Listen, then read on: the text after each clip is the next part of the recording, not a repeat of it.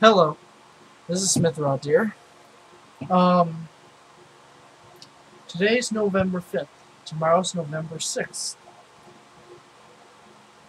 Tomorrow is the day of the American election, the presidential election, as well as some of the proposition votes. Um, this is a subject I want to talk about.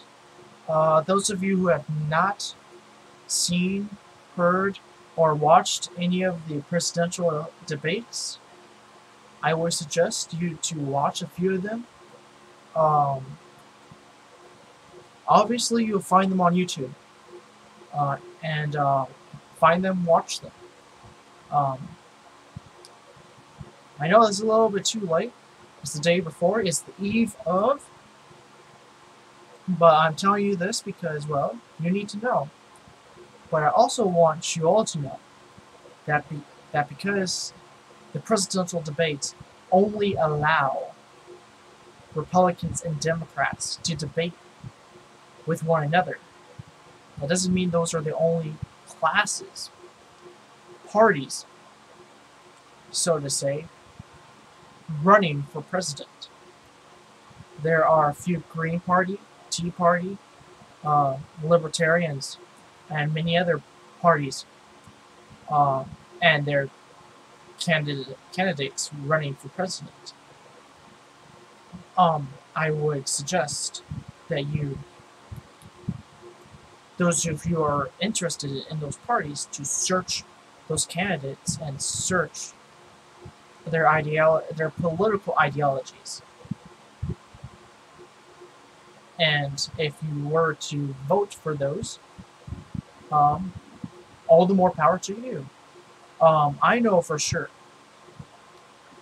that I will not be voting for either Romney or Obama, for the very distinctive reasoning that, for one, Obama had set as a college student, for the various things. One of the various things that ticks me off a bit is that Obama has set a time frame for Pell Grants, right?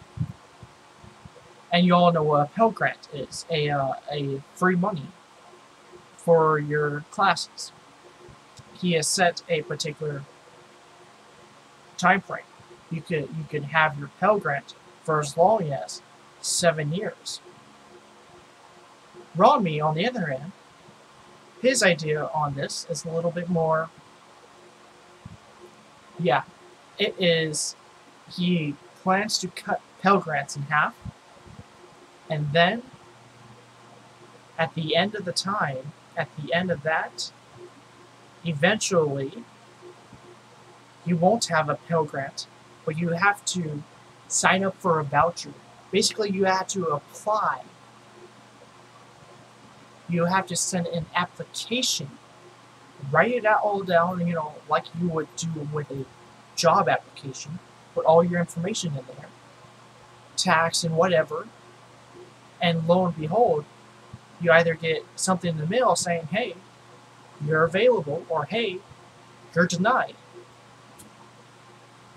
Which will suck for the variety of students who are actually going for classes for various large jobs, such as engineers and whatnot. And I know a few engineers, and I know a few mathematicians, and I know a few biologists and a few scientists who are actually going out into their field on the basis of the Pell Grant. Which, in that case, if we get Obama, Obama. That's the phrase, isn't it? The phrase of both Obama and Romney in their ideas. Them two, somewhat the same. Them two, both been guilty of violating rules and regulations. Both have been guilty of lying to the fellow Americans in both the debates and during their times during their campaigns, as well as for Obama. Obama's term, lying about and not completing his promises. Um, and also, Obama had promised to get various propositions, various laws passed.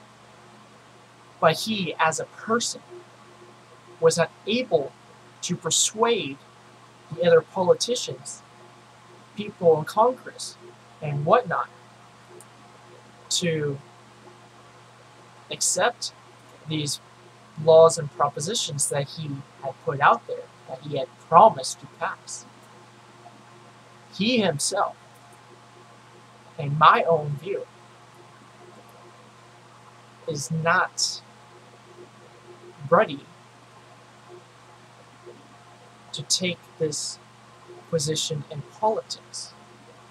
And as for Romney, he himself, flip-flopping more than a pancake,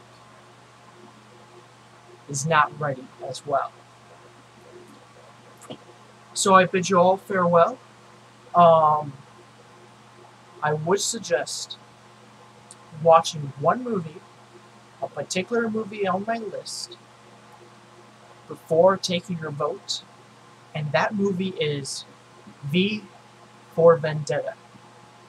It will give you an idea of politics, and it will give you a little bit of broader sense of what to think about and who to decide on your voting. And this is more along the lines of a information to you. I'm not going to say vote for so and so. You vote who you believe is right for the position, but take in mind, take your research, look it up, look at these men, look at their past history, look at what they said and look at what they've done, and take that into account before you vote.